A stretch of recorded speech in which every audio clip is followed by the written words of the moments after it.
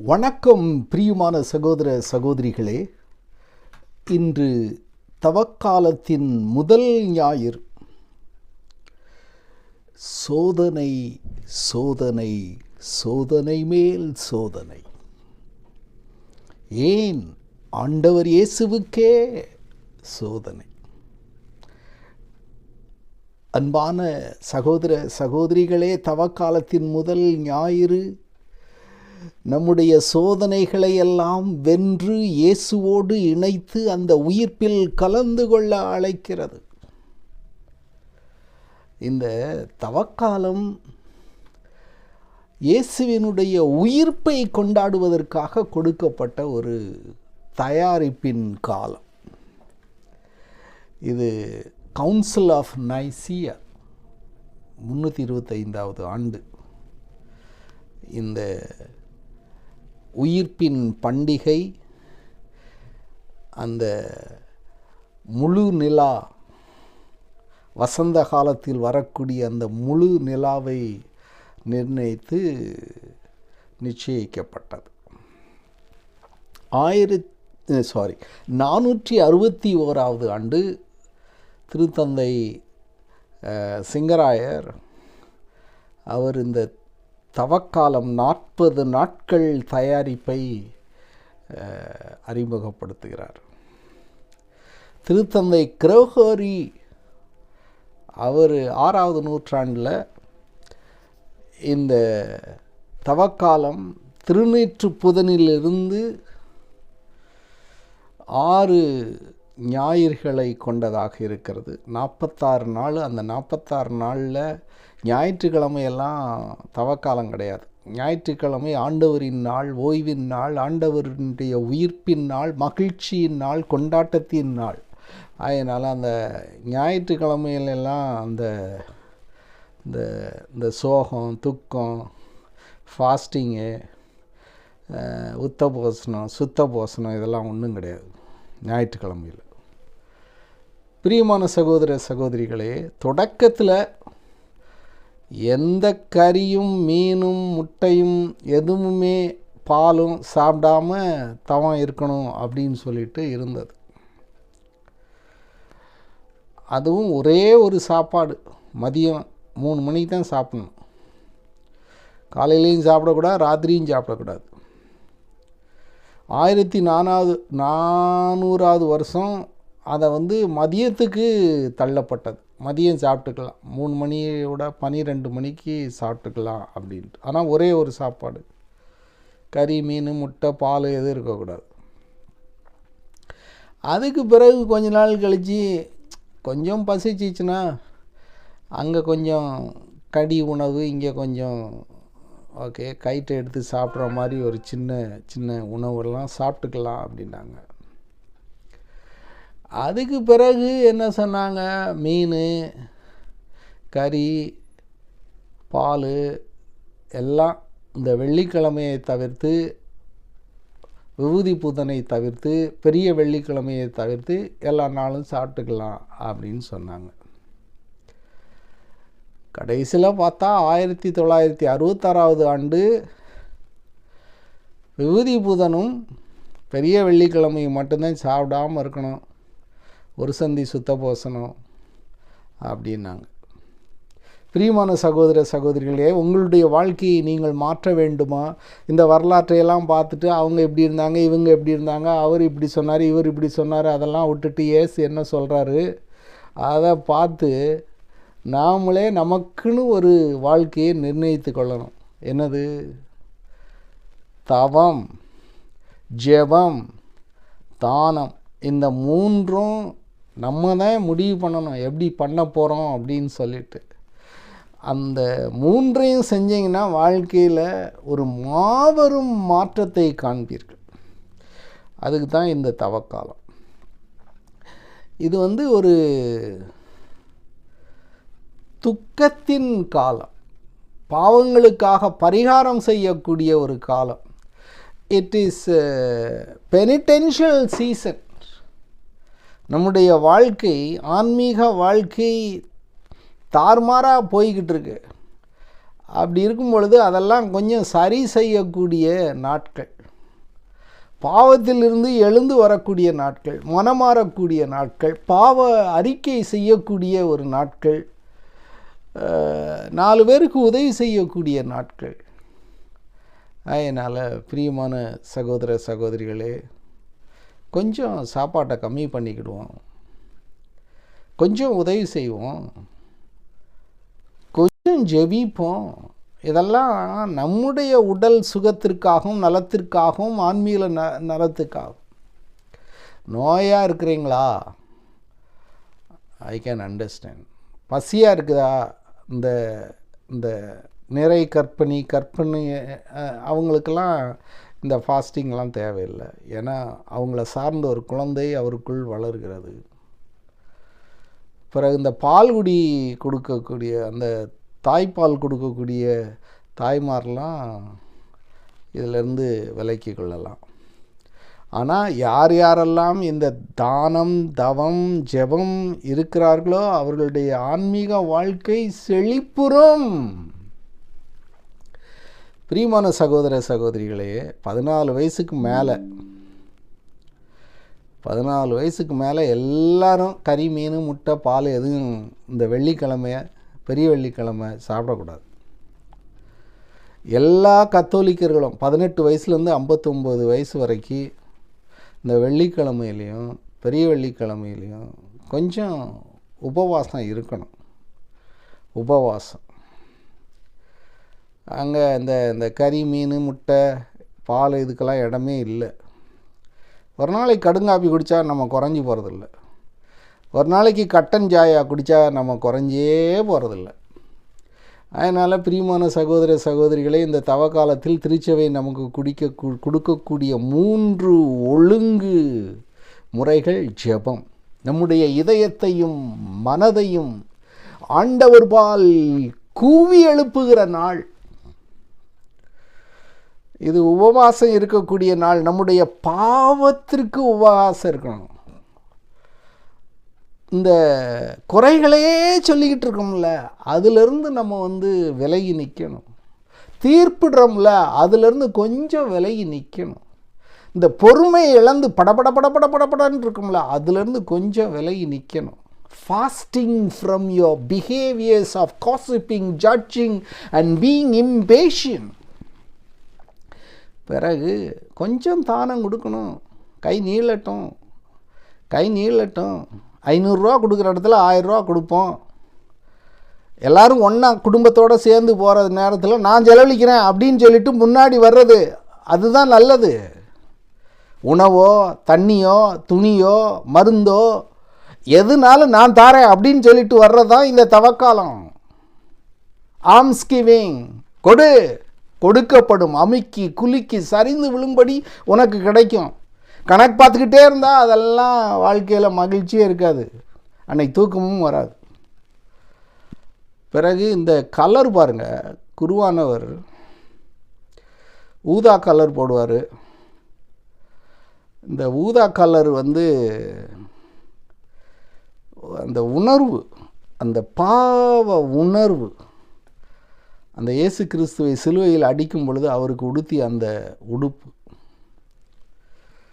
Okay, அவரை ஏளனப்படுத்தி அவரை காரி உமிழ்ந்து கசையால் அடித்து அவருடைய உடலையெல்லாம் கிழித்து அவர் மேலே போத்துறாங்க பாருங்க, அந்த ஊதா கலரு. அதை தான் குருவானவர் போடுறார்.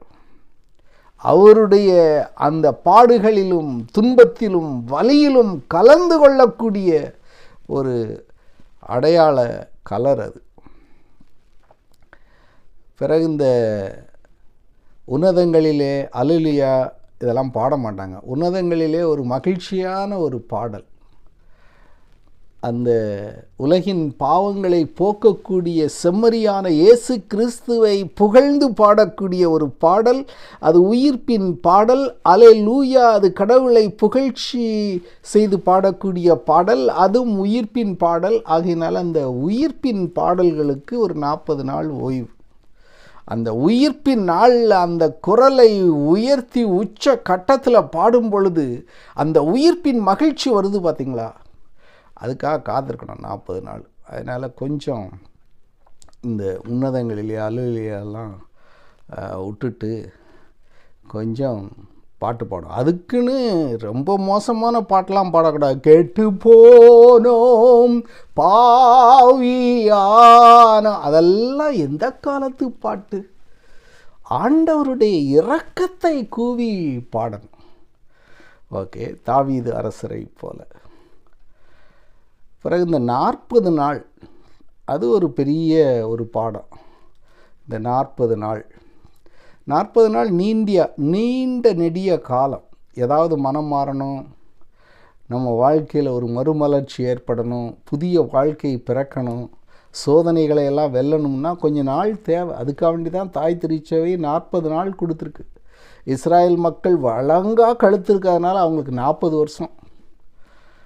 அந்த நோவா காலத்தில் ஒருத்தனும் அந்த பாவத்தை விட்டு வெளியே வரல. அதனால் 40 நாள் அப்படியே தண்ணியில் முக்கி எடுக்கக்கூடிய ஒரு நாட்கள், தரோ வாஷிங். பிறகு ஜெபிக்கக்கூடிய நாட்கள். மோசே மலை மீது 40 இரவு பகல் ஆண்டவரோடு இருந்து அவருடைய முகமெல்லாம் பிரகாசிக்க அளவுக்கு கடவுளுடைய பிரசன்னத்தால் நிரம்பி பிரகாசிக்கக்கூடிய ஒரு 40 இரவு 40 பகல் ஜெபிக்கின்ற நாட்கள். பிறகு பாலும் தேனும் பொழியும் தேசத்தை கண்டுபிடிக்க 40 நாள் அந்த ஒற்றர்கள் அலைந்தார்கள். அதனால் இந்த 40 நாளும் ஆண்டவர் எனக்குள்ளே பாலும் தேனும் பொழியும் அந்த நல்ல குணத்தெல்லாம் வச்சிருக்கிறார். அதை கண்டுபிடிக்கணும். இந்த 40 நாள் எனக்குள்ளே என்ன அந்த பாலும் தேனும் இருக்கிறது என்று. கொலையாத்து 40 நாள் காலையிலே நிற்கான், எனக்கு எதிராக எவனாவது போரிட முடியுமா அப்படின்ட்டு. அவனை எதிர்த்து நின்ற தாவீது சாய்க்கிறான் அவனை 40வது நாள். அதனால் நமக்கு எதிரியாக கொலையாத்து போல் எத்தனை பேர் வர்றாங்களோ அத்தனை பேரையும் எதிர்த்து நிற்கக்கூடிய நாட்கள் இந்த 40 நாட்கள். பிறகு யோனா நினிவே நகருக்கு போய் மனம் மாறுங்கள்ன்றாங்க. அங்கே அரசன் முதல் ஆண்டி வரை எல்லாரும் அந்த சாம்பல் பூசி சாக்காடை அணிந்து அந்த தவம் இருக்கிறாங்க. அதனால் just go through a process of change, metanoia, change of your mind and heart. பிறகு இயேசு 40 இரவு பகல் சோதனை. அவருக்கு வர்ற சோதனையை பாருங்கள். அந்த மோசஸு, எலைஜா, இயேசு இவங்க 40 இரவு 40 பகல் உண்ணா நோன்பு இருந்து ஆண்டவரை கண்டுகொள்கிறார்கள்.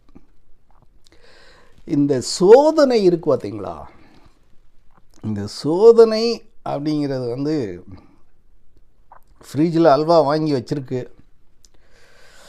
காலையிலேருந்து உண்ணா நோன்பு, பசி கண்ணை பிடுங்குது, அந்த ஃப்ரிட்ஜ் பக்கம் அப்படியே நம்மளை இழுக்குது. அதுக்கு பேர் தான் சோதனை. எதை செய்யக்கூடாதோ அதை செய்ய தூண்டுறதுக்கு பேர் தான் சோதனை. எதை சொல்லக்கூடாதோ அதை சொல்கிறதுக்கு தூண்டுறது தான் அந்த அந்த தூண்டுதல். பார்த்துங்களா, அதான் சோதனை. ஓகே, இப்போ கல்யாண வீட்டுக்கு போயாச்சு. அங்கே கறி மீன் ஒரு பக்கம் போட்டுக்கிட்டுறாங்க, ஒரு பக்கம் வெஜிடேரியன். இது தவக்காலம்.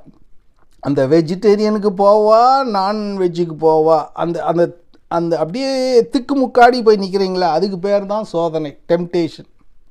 இந்த பக்கமாக அந்த நல்லா தெரியும், திருச்சபை நம்மளை காய்கறி தான் சாப்பிட போக சொல்லுது அப்படின்னு தெரியும். தெரிஞ்சுக்கிட்டே அங்கே அப்படியே வேர்த்து விறுவிறுத்து அங்கிட்டு போவா நிற்கிறோம் பாருங்கள், அதுதான் டெம்டேஷன்.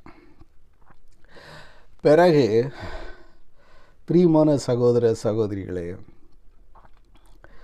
இந்த சின்ன பிள்ளைங்கள்லாம் சாக்லேட்டை வச்சுக்கிட்டு எடுக்கவா வேண்டாமா, எடுக்கக்கூடாதுன்னு தெரியும், இருந்தாலும் எடுக்கவா வேண்டாமா. அதனால் காசு நிறையா இருக்குது, யாரோ வச்சுட்டு போயிட்டாங்க, அதை எடுத்து கொடுக்கவா இல்லை பதிக்கிறதா பாக்கெட்டில் போடுறதா, அது ஒரு சோதனை. எத்தனையோ கதையெல்லாம் இப்போ கேள்விப்பட்டிருக்கோம்.